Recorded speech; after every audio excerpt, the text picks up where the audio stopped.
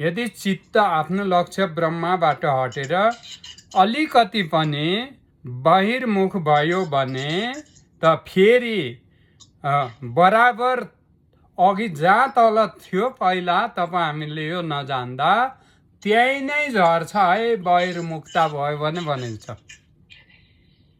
बहिर्मुखताको कुरा सम्झिनु भएको छ नि, अन्तर्मुख र बहिर्मुख।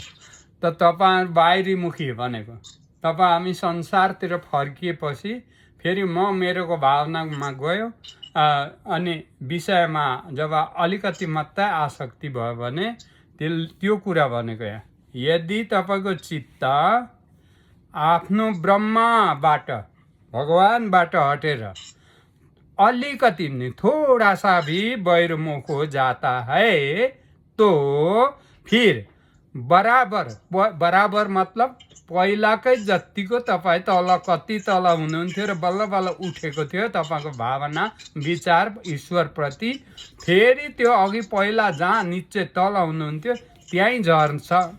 त मलाई यसमा लुडोको सम्झना आयो। एउटा लुडो खेल्नेमा गेममा तपाईँ एकमा पुछर हुन्छ भने 99 मा चाहिँ मुख हुन्छ। बल्ल बल्ल तलबाट खेल्दै खेल्दै चढ्दै गन्ती गर्दै उहाँ 99 नम्बरमा पुग्दाखेरि तपाईँको नम्बरले 99 नम्बरमा पुग्नु पर्ने भयो भने फेरि त्यसले त्यसले खाएर उसको गोटी तल एकमै झारिदिन्छ।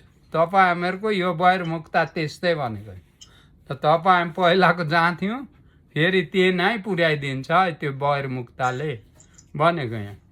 फेरि मैले हिन्दीमा नेपालीमै बताएँ तपाईँहरूलाई।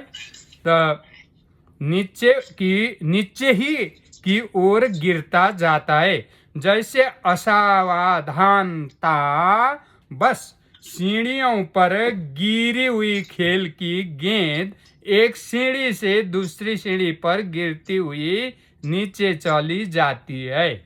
नीचे गोली तपाईँ सम्झ्यौँ, सिँढी छ तपाईँको धेरै अग्लो, तपाईँको केही कदम तपाईँ गोली खेल्दा खेल्दै मासतिर सिँढीको माथि खाली ठाउँमा मैदान जस्तो, त त्यहाँबाट उँधो सिँढीबाट गोली एक खुड्किला मात्रै झऱ्यो भने त्यो गोली अर्को खुड्किला हुँदै तल भुइँमै झर्छ। जसरी त्यसरी नै तपाईँ फर्केर फेरि बहिर्मुखताले तपाईँलाई ईश्वरबाट भुलाएर ईश्वरलाई बिर्सेर तपाईँ फेरि संसारी प्राङ्गणमा झर्नुहुन्छ भने।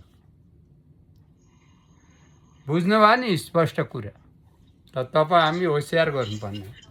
तपाईँ हामीहरूले अब त म भगवानलाई प्राप्त गरेँ या आत्मालाई जाने भने फेरि पनि फर्केर यस शरीरलाई म मान्न थालेपछि तपाईँ हाम्रो त्यही दशा हो। यहाँ अघि मैले सापको उदाहरण दिएँ र यहाँ गोलीको उदाहरण पनि यहाँ बताइरहेको छ।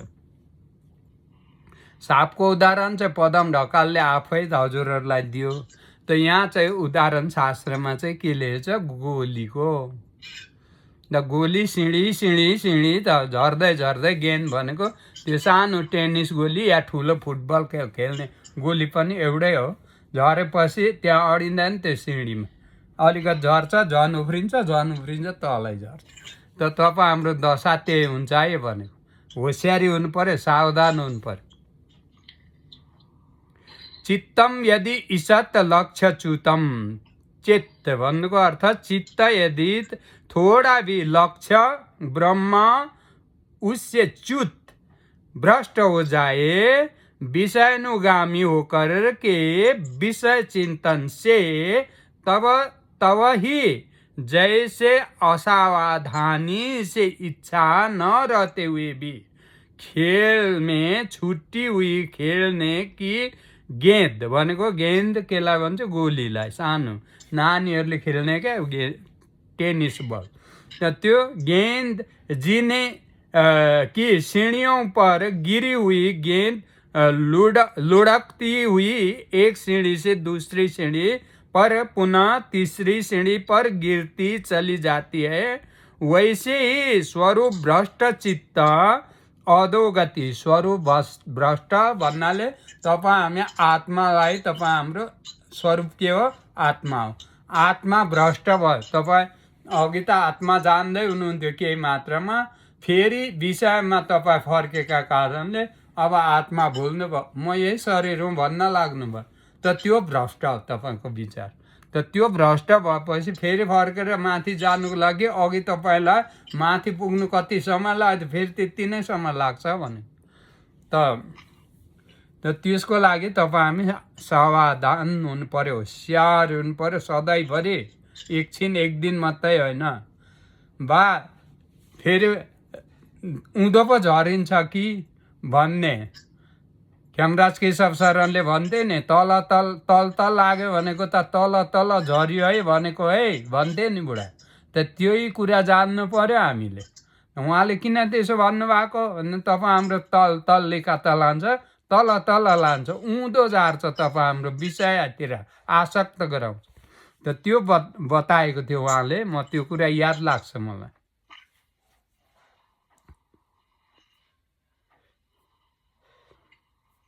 त तपाईँ हामी साह्रो होसियारी हुनुपर्छ। यहाँ त्यसरी बताएको ततो महस ततो हन्धिस ततो बन्धस ततो व्यथा। त तपाईँ हामी जब हाम्रो विचार बहिर्मुख भयो, दुईटा बाटो छ, अन्तर्मुख र बहिर्मुख। यो संसार खालि बहिर्मुखतिर जान्छ, बहिर्मुख।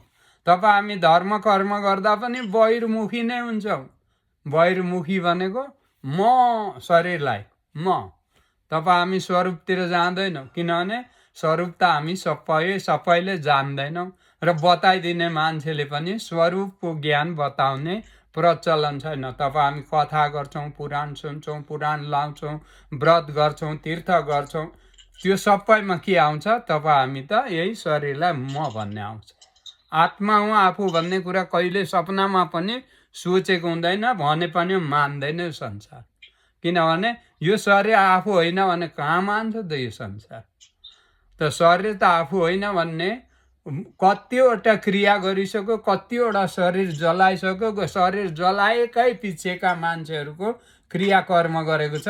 त्यो कसको क्रिया गरेको, के को क्रिया गरेको, त्यो सबै थाहा छैन हामीलाई।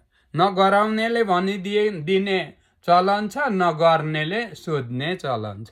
त त्यो दुइटैमा तपाईँ हामी चुकेका छौँ यो पदम ढकालको दृष्टिकोणमा। त तपाईँ हामी सबैले बुझ्ने कुरा हो। र तपाईँ हामीहरूले क्रिया चाहिँ कसको गरेको, जुठो कसको बारेको भनेर कसैलाई थाहा छ? जुठो चाहिँ के को बारेको, क्रिया चाहिँ के को गरेको। यहाँ दुइटै एउटै खाल्टामा हाल्नु हुँदैन, एउटै बकेटमा हाल्नु हुँदैन। क्रिया कसको गरेको, जुठो कसको बारेको, यहाँ पनि त कुरा छ। जसको जुठो बारेको उसकै क्रिया गरेको हो र। क्रिया त नमर्ने तत्त्वको गरेको, मर्ने तत्त्वको जुठो बारेको। नमर्ने तत्त्वको जुठो बार्नुपर्छ र कि कसो हो माताजी हो? नमर्ने चिजको जुठो बारिन्छ होला। त मरेको त्यही मरेको शरीरको क्रिया गरेको उता कि त्यहाँ शरीरमा कुनै अर्को तत्त्व थियो र त्यो चाहिँ अधोगति जान्छ कि भन्ने डरले, प्रेत हुन्छ कि भन्ने डरले त्यो प्रेत भावनाबाट छुटाएर कर्म बन्धन नै बरु भोगोस्, मर्नुभन्दा त बौलाउनै निको भनेर यो बौलाई टोपलेको मात्रै हामीले। त तपाईँ हाम्रो कर्म बन्धन त त्यो क्रिया गरे पनि छुट्दैन, उसको कर्म बन्धन चाहिँ उसले भोग्न पाउँछ।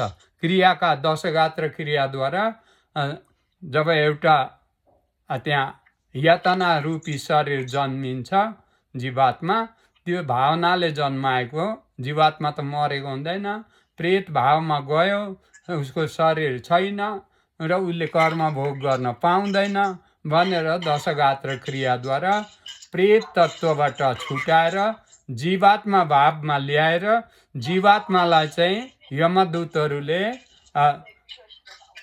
उसलाई कर्म बन्धन भोगाउन यमलोकको बाटोहरू लान्छ भनेको छ। त त्यो दुईटालाई छुट्याएको छैन। आजै पनि, अहिले पनि, यसै चाहिँ पनि तपाईँ हाम्रो यहाँ दुईटा तत्त्व छँदैछ, एउटा यो शरीर, एउटा त्यो जीवात्मा। त्यो जीवात्मालाई अधोगति या कर्म बन्धनमा नराम्रा कर्महरूद्वारा फसेको जीवात्मा लाई त्यो दशगात्र क्रियाहरू गर्दछौँ। तर उसलाई कर्म बन्धनबाट मुक्त गराउने त कसैको हैसियत हुँदैन। हामी सृष्टिका मानिसहरू, उसले आफै जुन जन्ममा उसले जान्दछ र आफ्नो कर्म बन्धनबाट मुक्त हुने उपायहरू गर्दछ, तब हुन्छ। तपाईँ हाम्रो त अहिले जिउँदैछ यो शरीर, आजै उपाय गर्यो भने त्यो बाटो नजाने प्रक्रिया पनि बताएको छ शास्त्रले। तपाईँ परमात्मामा जाने हो कि पुण्यलोक जाने हो कि पुण्य लोक जानेहरू त यो कि जाति धुम मार्गबाटै जानुपर्ने। यदि तपाईँको सच्चा परमात्माकै भक्ति छ भने अनि तपाईँको धुम मार्ग या अधोगतिको मार्ग, यो यमलोकको बाटोबाट जाने बाटो जानु पर्दैन। त्यो शास्त्रले पूर्ण बतायो। तर यो शरीर छ, शरीर त तपाईँ हाम्रो कहीँ पनि जाँदैन। यो त मृत्यु हो, मृत्यु। यही कुरा तपाईँ हामीले खोज गर्नु एकदमै जरुरी छ।